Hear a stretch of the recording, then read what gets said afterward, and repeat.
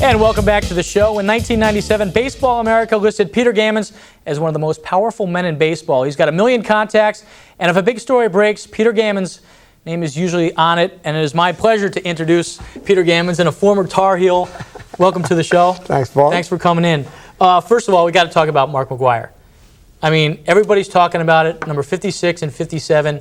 You saw Roger Maris, got a feel of what they were going through. How does this compare? I think this is much huger. I mean, Maris was big, and there was a lot of pressure in New York. There was a lot of pressure because of the whole Ruth thing. But it's nothing like the media today. I mean, it's the coverage, everything that McGwire does, everything that Sosa does is so examined. There are so many false things. I mean, today we have so many outlets that the sort of the lockup nation on talk shows, babbling on and making up stories about people grooving pitches and everything. They're just absolutely ludicrous. It gets to a point where Sosa and McGwire have to put up with things that Maris never imagined.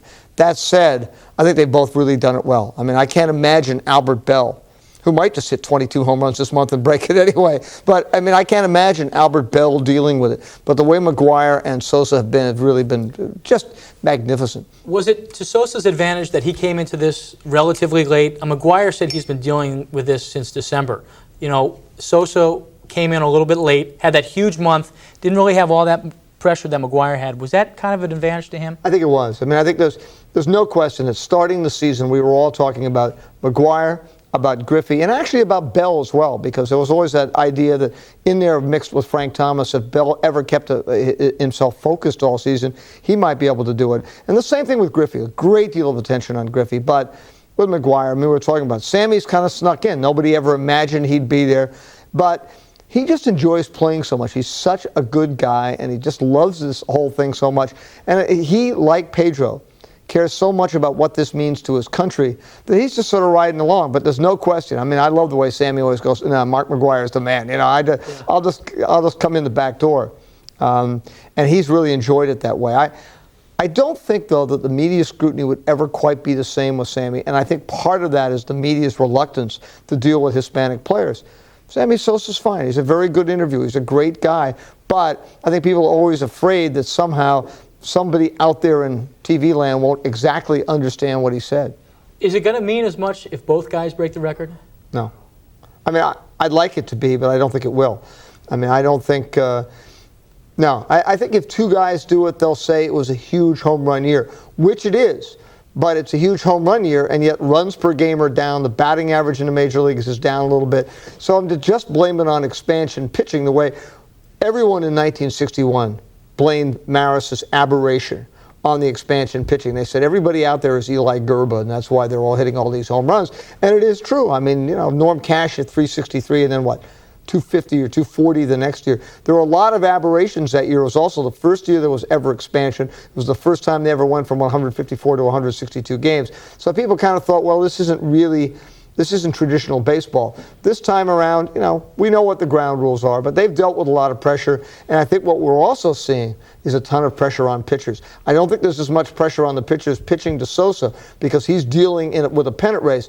But last night, watching the Kurt Ojala try to throw a strike, I think those Marlin pitchers in 5 at-bats threw about 4 pitches anywhere near the strike zone. And, you know, McGwire's going to go up there. The game's a one-sided game. Anything near, he's going to swing. But as you know, it's hard when your eyes have gone up there and then down here and then over there, and then all of a sudden you get one pitch to hit. It's not easy. Stat-wise, is there one number that impresses you the most? I was looking at some numbers, and I discovered that McGwire has more home runs than he does singles. Wow. That's amazing. It is amazing. I mean, I think part of it is that the way people have pitched him, when it looked like they might be in the race, it was either walk or home run because he got nothing to kind of situational hit. Plus, they've had very little luck having people on in front of him. I mean, early in the season, once Delino DeShields got hurt, they really had no one on in front. They had no leadoff hitter, no number 2 hitter.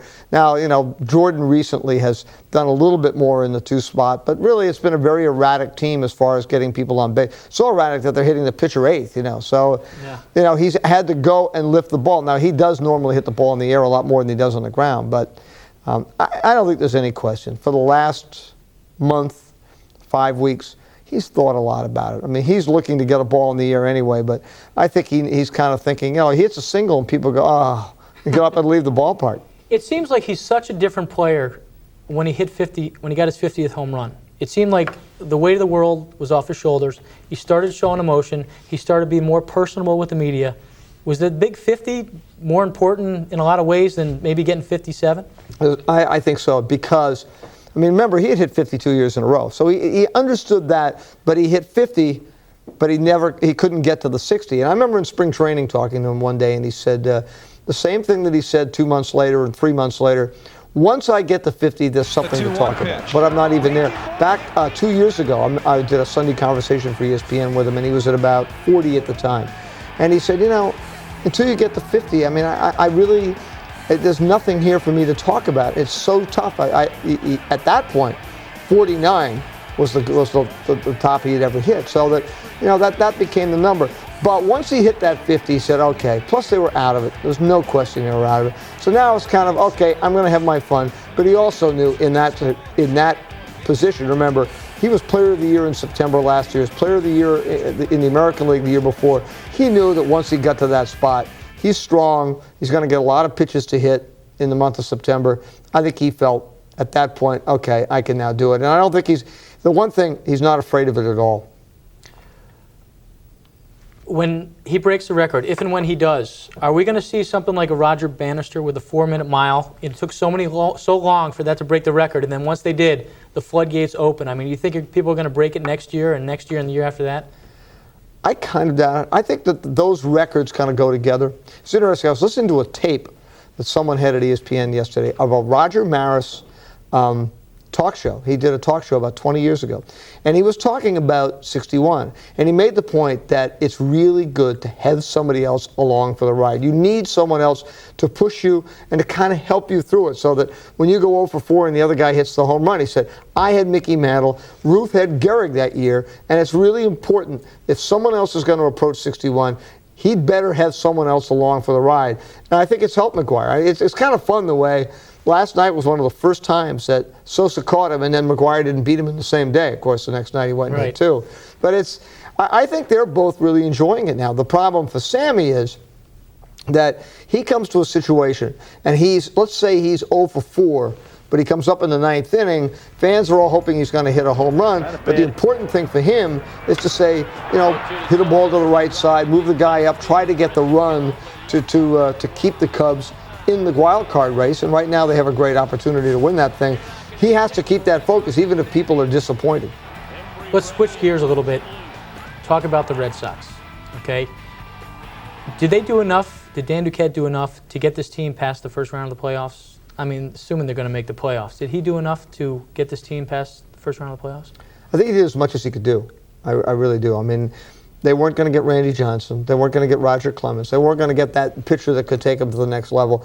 I know we thought a lot about Reggie Sanders in Cincinnati, but the problem with that is he's gotten so much out of that troika of Lewis, Bragg, Buford. I think he figured, you know, I'm not going to take at bats away from those guys. And is Reggie, if anybody remembers the playoffs in '95, when Reggie Sanders looked like a deer caught in headlights and just absolutely froze and actually asked out of the lineup.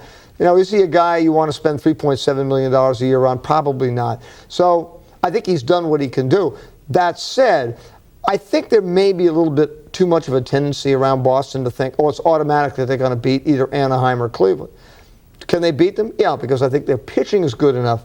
But I think there are some things that could happen. I think that lineup could get shut down. I think it's something they have to worry about, because other than Vaughn and Garcia-Parra, I can see a lot of holes, and maybe Mike Stanley. I can see a lot of those guys having 1 for 10s, 2 for 11s, and then they can pitch around those guys. And, you know, Pedro might win, but let's say Wakefield loses 3-2, Saberhagen 2-1, they could get into a bind, and they can be shut down. All right, sit tight. We want to talk more baseball, more Red Sox. When we come back, Peter Gammons will talk more about the Red Sox and the Yankees and the postseason. Stay with us. Anytime you